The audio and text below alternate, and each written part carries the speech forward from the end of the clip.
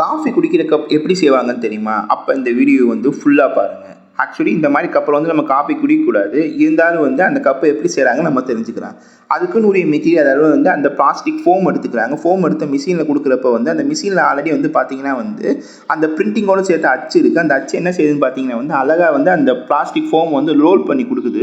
Role பண்ண உடனே வந்து கீழே ஒரு மிஷின் வச்சு வந்து அதுக்கு பேஸ் ரெடி பண்ணுறாங்க. காஃபி வந்து கீழே சிந்தாமல் இருக்கிறதுக்காக வந்து அந்த மாதிரி பேஸ் ரெடி பண்ணதுக்கப்புறம் வந்து பார்த்தீங்கன்னா வந்து அதை வந்து கரெக்டாக வந்து ஒரு டம்ளர் சைஸுக்கு வச்சு அதோட நீளம் அகலம் எல்லாத்தையுமே சரி பண்ணுறாங்க. சரி பண்ணி முடிச்சோடனே இந்த மாதிரி கப்பா வெளியே வருது. இந்த மாதிரி கப்பா வெளியே வந்துட்டு என்ன பண்ணுறாங்க பார்த்தீங்கன்னா வந்து எடுத்து அது வந்து கரெக்டாக இருக்கான்னு பார்த்து 10 பீஸாக அடுக்கி வச்சு அவங்க வந்து அதை வந்து வித்துடுறாங்க.